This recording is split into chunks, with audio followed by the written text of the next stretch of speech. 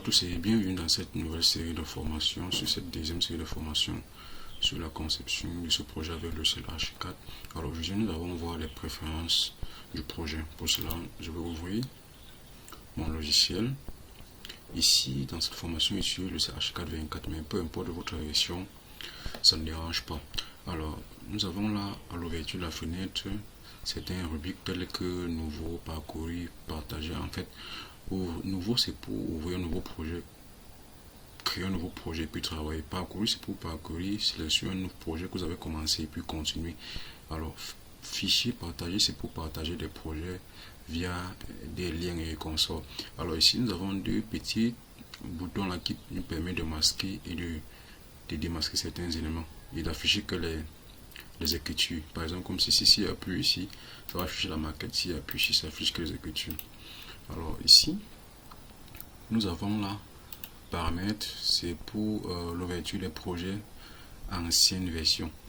D'accord, donc si vous ouvrez une ancienne version, peut-être si j'ai fait un projet avec Archicad 24 et que je veux ouvrir avec 25, c'est ici que ça se passe pour migrer, pour faire migrer les bibliothèques si nécessaire. Alors nous avons là cet onglet permet de positionner cet ordre. Si je clique ici, la flèche va monter et celui-ci sera positionné en premier. Alors, donc ça permet de basculer cet ordre. Aujourd'hui, ici aussi, nous avons ce bouton là qui permet de fermer le logiciel.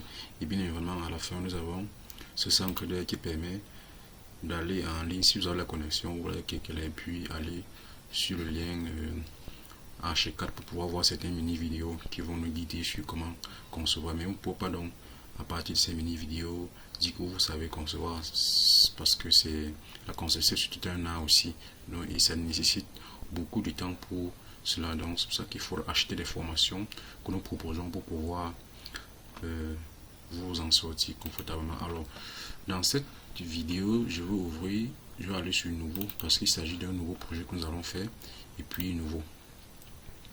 Alors l'interface d'Archicad va apparaître.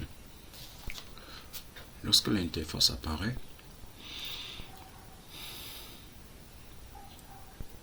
nous attendons.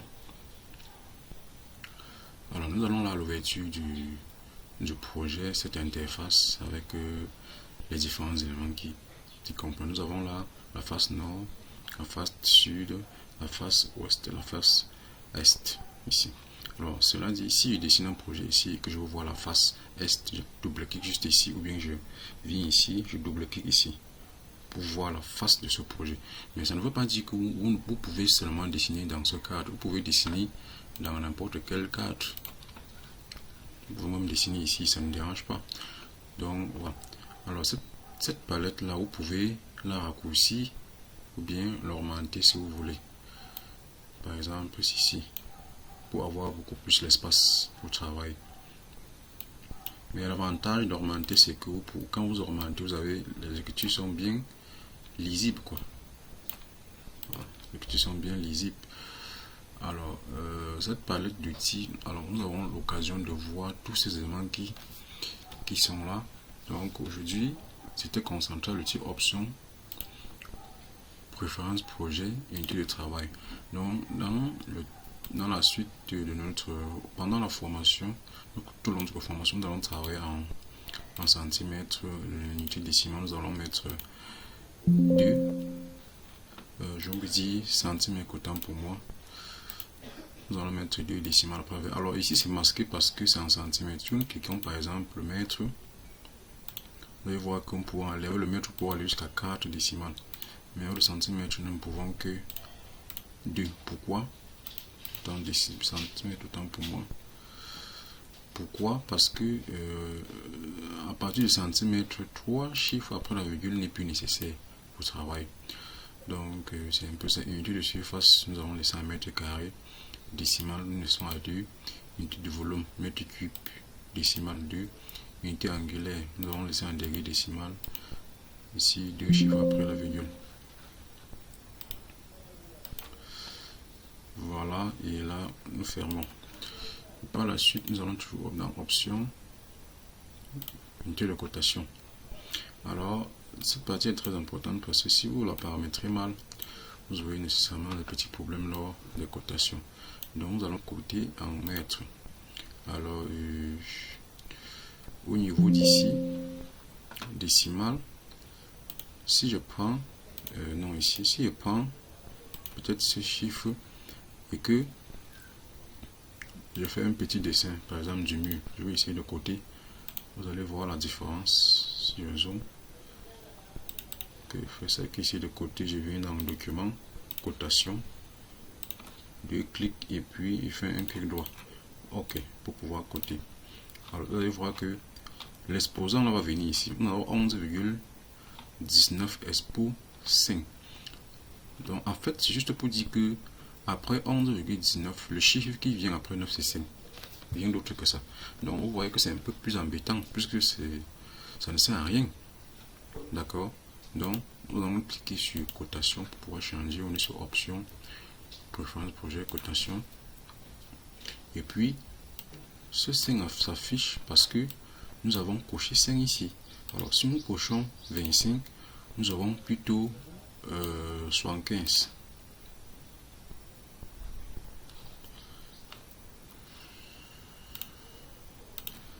Donc dans certains cas. Alors donc si nous cochons plutôt le mètre, alors et que nous venons ici sur, au lieu de mettre 5, nous venons sur non. D'accord, alors vous allez voir comment cela va disparaître. Alors juste ça. OK, bon, maintenant la notion de 0, la notion de masquer entier 0 et masquer décimal 0, quelle est la différence que les deux? La différence, c'est que si je fais une distance qui mesure 0,20 m par exemple et que je coche ici, quand je vais dire OK, quand il va aller coter, ça ne va pas donner la cotation parce que j'ai marqué le premier 0. Et maintenant, masquer décimal 0 signifie quoi? Si par exemple, comme ici, nous avons 11,20 mètres, si je masque ici, non pas ici, si je masque ici, le logiciel va plutôt afficher 11,2. Vous voyez, 11,2. Mais moi, je veux donc ne pas masquer cela parce que ça peut être très utile sur le terrain. Donc, on peut avoir une valeur de 11,5. Ça peut être très utile parce que si j'ai un mur de 10 ou bien un mur de 10 et que je cote, il va plutôt donner 0,1. Bon, je préfère ne pas masquer et laisser comme ceci. Voilà. Donc, nous avons aussi bien évidemment les autres options telles que outil zone. Alors, nous avons d'abord unité de calcul et règles. Unité de calcul et règles sur les unités de surface, de volume et ainsi de suite. Donc, nous avons par la suite unité, l'outil zone. L'outil zone nous permet bien évidemment de faire de mesurer la superficie. Par exemple, supposons que nous avons une pièce que nous avons dessinée, que nous allons par exemple avoir la superficie des chambres, des séjours, des salons, du salon, ainsi de suite. Ça veut l'outil zone qu'on fait cela. Alors cela se passe à travers cet outil qu'on appelle outil zone. Alors ma machine a un tout petit problème là, donc je sais pas. La machine a un tout petit problème de. Alors donc au niveau de options, toujours nous avons niveau de référence. Donc nous pouvons choisir, définir notre niveau de référence. Ici, le niveau de référence du projet c'est 0. Nous pouvons fixer le niveau de référence peut-être à moins 5 ou à moins 10, mais dans ce projet, dans le cadre de cette formation, nous avons laissé au niveau 0. Toujours dans préférence projet, nous avons patrimonial.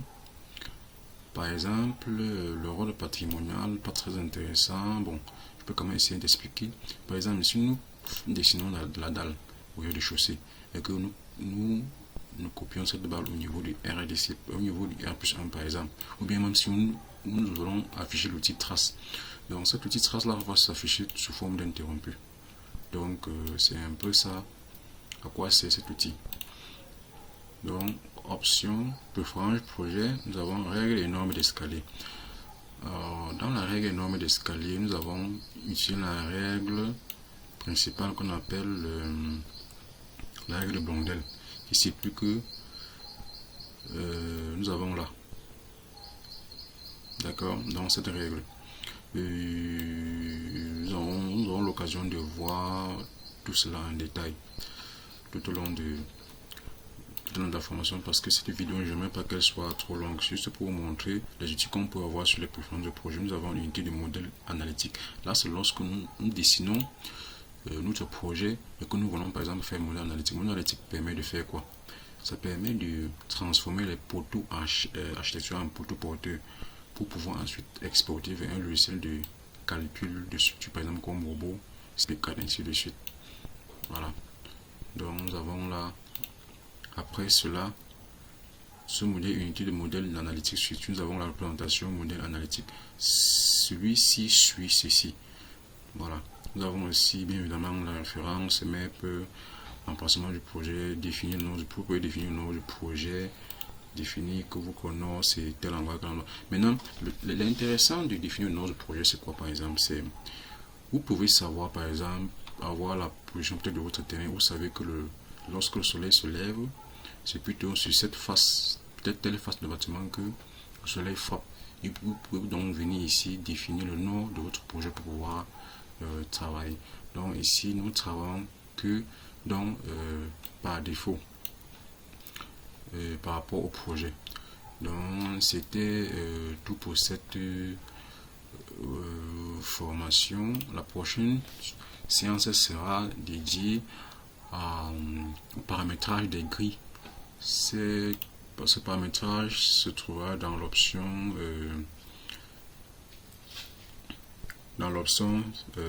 dessin système de grilles pour pouvoir définir les axes de notre projet et puis continuer. Donc merci d'avoir suivi la vidéo et à la prochaine. C'était Nisbet.